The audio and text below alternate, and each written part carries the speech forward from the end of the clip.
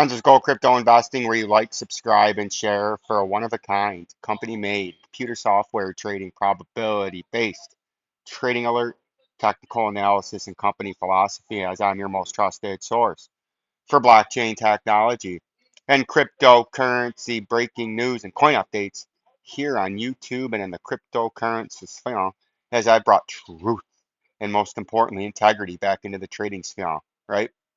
And before we get into the Bitcoin price, here's a live look at it. I'm going to play this clip from Peter Schiff, and this is from 6 or 8 months ago when Bitcoin was about $52,000, and he was debating the Celsius, the owner of Celsius.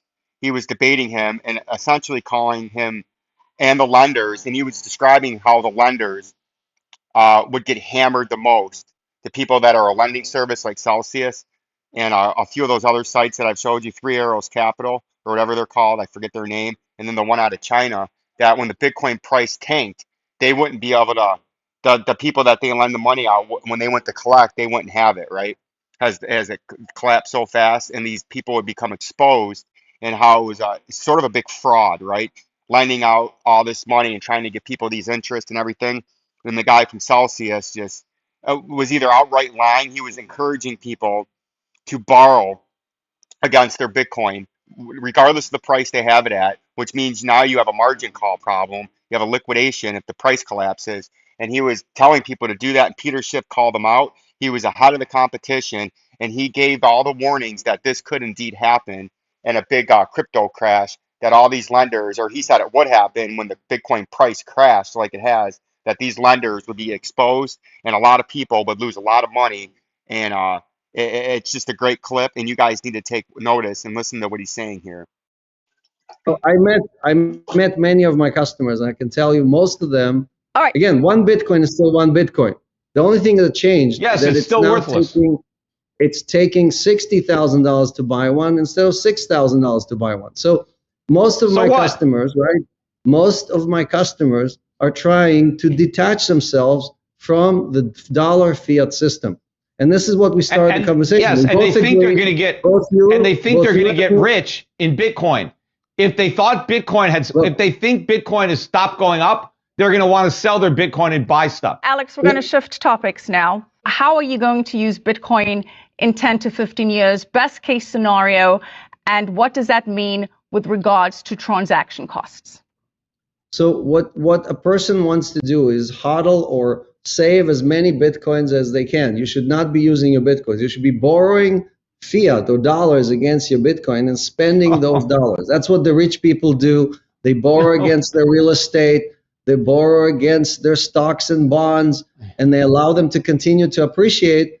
And in turn, basically, they defer their taxes on all their capital gains. So here is, you can do that even with $100, right? You can basically join the club of how the rich people make and save and store their value, but you should use digital assets instead of stocks or bonds, because those are already trading at all-time highs, and you don't want to buy these things at their highs. All right, another question. That is the worst financial advice you could give. You're telling people to give financial advice. That's what I do. You just gave it. You told people to borrow money against their Bitcoin. You told them to go on leverage and take out loans and borrow money.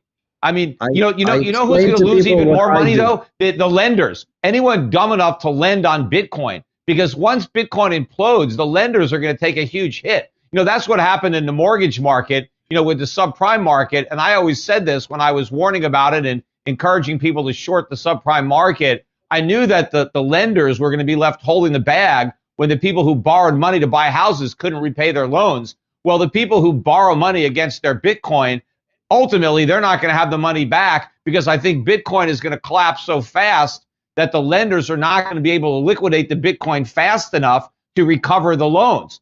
And so There there's going was to be a just huge here. loss There among was the just lending an communities article. because they loaned against a phony asset. There was just All right, I hope you like that clip. I think it's something that y'all need to know about, right? So if we go ahead and look at the US dollar today, it's been up, it's been down. The stock market had a pretty big day today, right? It went up nice. The whole market went up nice. It had a nice rebound after the Fed talked. Bitcoin's had a nice pump up. And I've been doing on my Twitter, right over here, on my Twitter at a glance. Old Vincenzo put out a nice tweet this morning, letting you guys know what was going on. Bitcoin daily technical analysis. This is what I'm going to be doing each day with Bitcoin, and then you can use this technical analysis on the rest of the coins. Analysis: major local resistance 21,621 200-day moving average. Underneath support 19,872 2017 high. Must hold that to remain bullish, right? And it has held that today, and it has remained bullish, right? And now we're having some up and downs in the market. And then my Telegram, of course, and they're both Vincenzo's Go Crypto Investing. And you can see my Telegram right here, right? Go check that out, along with all the other stuff we got going on there. But now, if we're just going to go straight into the Bitcoin price, you can see it's had a dump, it's had pumps, it's all over the map because the market's trying to figure out what's going on. So here's your two scenarios with the Bitcoin price that I would watch out locally. You can see this little rising wedge that we have. Now, this thing's either going to come down to that 19,872 that I was talking about this morning and try to hold that. And if it can't hold that, it's going to come down for a local double bottom, or it's going to start to come back up here and ride this and try to maybe bounce into that and get back into that channel, because you can see there's still a lot of room up there, right? So those are your two options that we're going to watch. And if we go into a tighter time frame, you can see in the hour time frame it looks bad, but in the minute time frame it looks pretty good, right? So that's what we're going to watch out. Can this get over this 200-day moving average? It's been rejected, rejected, rejected, rejected, right? But eventually, if it keeps coming up against that, it's going to bust through it. And if it does, you could have a nice big pop and come up to there and upper resistance, and then we're going to have to take it from there, or you're going to get rejected and you're going to come on down to that underneath support. So that's what we're watching for in the Bitcoin price. Cardano, you can see if we zoom out to the 2 hour time frame, we're going to do these in more closer time frames.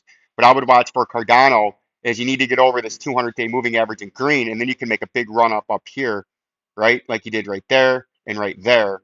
But you've gotten rejected. Oops, you've gotten rejected by the last line of defense to the shit house. And now you're on the bottom side of it. So when you come up to it, it acts as resistance, right? So if you want to get bullish, you got to get over this 200-day moving average in green, and then you can run up to here. If you fail repeatedly against here, eventually you're going to come down, and you're going to come all the way down here to the top part of the shit house, right?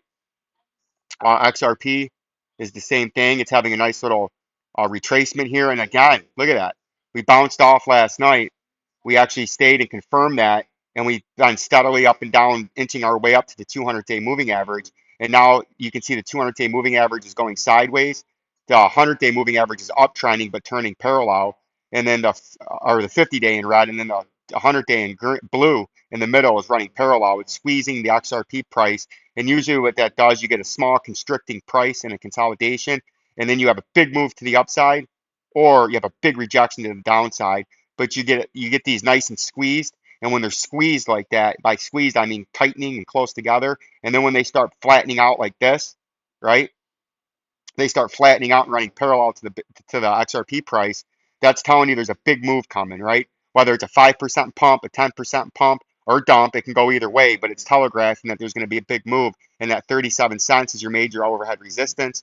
And then your 28 cents is what you need to hold to remain bullish, right? So that's what's going on there. If we look at some of our altcoins, Shiba Coin had a huge pump today, right? VeChain, my man likes VeChain. You can see it had a nice pump yesterday. I think last night I don't remember where it was. I think it was somewhere over here.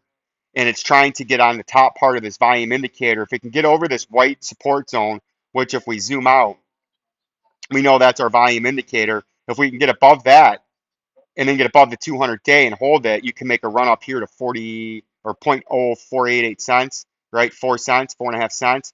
But if you get rejected by this 200-day, it's going to force you all the way down here to the underneath support. So this status quo from yesterday, AGIX, you can see it's trying to bounce off the bottom part of the channel. And if you're playing the pattern in the channel, if we zoom out, it's been in this channel for quite some time. It likes to hit support,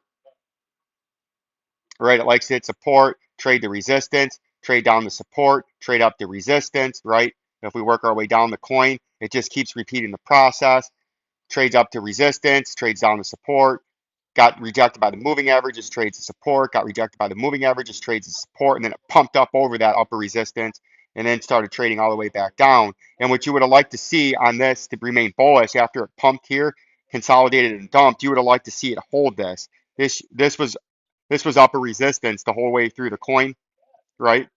Come on. This was upper resistance.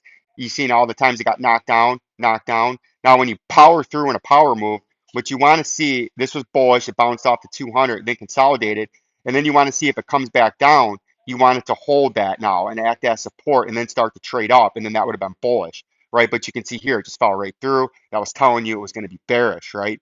And so now what we're watching out for is to see if this can't trade back up to upper resistance up here and then try to make another power move and force its way out of this falling channel. If not, if you got up back up to there, you would just come back to upper resistance and then trade back down to lower support, right? If you want to keep playing the pattern.